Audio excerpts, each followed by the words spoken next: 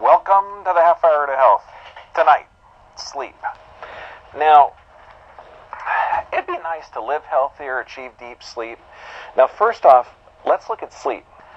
Sleep deprivation. It's one of the most commonly used tortures around the world. Now, this is tough because torture is still valuable. But now in this country, have you seen this? Yes. Not on just one corner. They're almost on every corner. Now, I love Starbucks. Okay, I get a cup of coffee about a week. But understand, if you're starting to see this, do you think our American population is sleep deprived? Yeah, more than likely. First off, let's look at deep sleep. Now, sleep, you can live without sleep, but you die without REM. Now, REM is called short for rapid eye movement. We're going to talk in depth what breaks REM state of sleep, but if you don't get REM state of sleep, you die. It's that important. Now, you need a minimum of 2 hours of REM state a night to maintain health. So you can live without sleep, but you'll die without REM. We're going to learn what the REM busters are. You have a sheet that has a list of REM busters. We're going to go over those in detail, but also, if you notice, people that work nights have chronic disease states. That's between 11 and 1 o'clock in the morning. Your gallbladder actually does secretions, and that allows you to absorb fat-soluble vitamins, okay? And that literally is primary in health or immune system function. And that's also why people that work nights do have chronic disease states. The tough part is sleep medications. We're going to go into depth of those. Do they help? Do they cause a problem?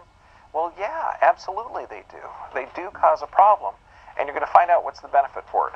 Number one thing with sleep medications is they block REM state of sleep. So if you're not getting the deep sleep and you take a sleep medication, has anyone here ever taken a sleep medication? Okay, do you wake up feeling refreshed? No. And if you can see, there's about 8 people shaking their heads saying no. You wake up tired because you're missing the deep state of sleep. Also, you must be asleep between 11 and 1 o'clock, and that's for optimal function. That's actually gallbladder function. Now, first off, we have to understand what the nervous system is like, or how the body functions. Now, there's 2 parts of the automatic nervous system, or autonomics. One part is fight or flight. Now, that part is activated under stress. So physical, chemical, and emotional stress will activate this fight or flight system. The problem is that system is designed to function short term. So it keeps you alive under the short-term stress. The second half of the autonomic nervous system, or automatic nervous system, is rest, digest, and repair. Now, you need a balance between these 2 systems. If the sympathetic or fight or flight is activated all the time, your body can't rebuild itself. Because the body can do 3 things. It can go into a repair process where it rebuilds itself. It can go to a breakdown process where it's in the fight or flight system, or it can stay neutral, and it never stays neutral. So the balance between these 2 systems are vital. The problem is, if you're not getting enough sleep, you're always in what's called a sympathetic dominant system. Now, every organ up here needs to be repaired. Do you realize that you can take a piece of the colon out, sew the 2 ends together, 24 hours later go in with colonoscopy, and you won't be able to see the joint? The lining of the colon repairs itself that quickly. Your skin is 28 days old. Your bones rebuild themselves between 9 months to a year, depending on the bone. And this is at every age. Your body is constantly rebuilding it. Some people say the liver rebuilds itself every 6 weeks. So the health of every one of these organs is vital. But if you're under stress, physical, chemical, or emotional stress, and sleep causes stress, what happens to the heart rate? It goes up. What happens to the blood supply to the gut? It gets shut down. Does this body have a limited amount or a limited ability to fight disease states if it's under chronic stress? Yes or yes? Absolutely, and sleep deprivation causes it. So, if you're deprived of sleep, and remember you saw the Starbucks symbol, so pretty much if you're in America, you have a good chance of being sleep deprived. It causes a release of stress hormones. Why? Because remember, stress, it's designed to be a short-term body response to keep you alive. Now, you're going to see under stress, LDL cholesterol is elevated. LDL is not bad cholesterol. Any physician that says LDL is bad and HDL is good, no, fire that physician. They don't know what cholesterol is for. LDL cholesterol is the precursor to stress hormones, and it's used for tissue repair. So you got to think, if you're in a stressful state, and your tissue can't be rebuilding itself, It needs to start repairing, so LDL is going to be elevated. Also, blood sugar is elevated, and blood supply to the gut's reduced. Now, if you've had sleep patterns long term, this is just missing sleep one night. If you miss sleep night after night after night, this is where the danger signs develop. It's debilitating both physically and mentally. That's why it's used as a torture. It also weakens the immune system and higher disease rates. Now, long-term sleep complaints. Look at the sleep complaints and compare these with what you see on the television for drugs. Allergies, anxiety, and depression, all from sleep deprivation. Oh no. Digestive disorders, fatigue, headaches, migraines, heart disease, high blood pressure, insomnia, irritable bowel syndrome, irritable bowel syndrome, menstrual cycles, menstrual problems, mouth and peptic ulcers, muscle aches, pains, heart palpitations, panic attacks, eczema, ulcerative colitis, okay? All of those, and think of this, all of those symptoms come from blood supply to the gut shut down, the body not being able to repair itself, elevations in heart rate, elevations in blood sugar. Oh my gosh, this is important. Now, this is out of the Journal of the American Medical Association. Sleep is a crucial aspect of health that can have an adverse impact on some very serious diseases. Parkinson's, Alzheimer's, multiple sclerosis. Now remember, if you're not getting sleep, your body can't repair itself.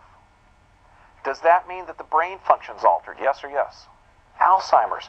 Multiple sclerosis means the covering around the nerves are starting to break down. This means the body can't rebuild itself. So MS is partly or implicated in lack of sleep. GI tract disorders, kidney disease, behavioral problems in children. Does this mean that perhaps ADD, ADHD? Well, let's look at the Journal of the American Medical Association. The study has found that children with ADHD, or attention deficit disorder, have more sleep apnea than do other children. Wait a second. So this means that kids that are diagnosed, remember, di means to, agnose means not to know, okay, diagnosed with attention deficit disorder might not be sleeping good at night. Well, we could always give them a class 2 narcotic, but let's take a look. If you miss missing REM state of sleep, your body can't repair its tissue. Now, this is huge. Is sleep a problem in America? First off, 50 million prescriptions were filled in the United States, a 30% increase from 2005. Wait, let's look at this. Let's say we had a product. Okay, now this product increases sleep at nighttime 11 minutes. Now this product, in 1 year span, we increase sales 30%. You know how we can do that? I got it. Let's call it Lunesta. We'll have a wait, no, that sounds like marketing, doesn't it? Okay. Understand, one product, and this isn't a pill, this isn't a medication. Don't think about that. This is a chemical that you're being sold to put in your body. And what does it do? Look at this, $5 billion in 1 year Americans spent on people to sleep for 11 minutes longer?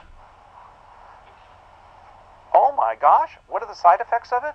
Look at the commercial. Not only does it make you feel sleepy because you can't get the you can't get the rest, you're missing REM state of sleep.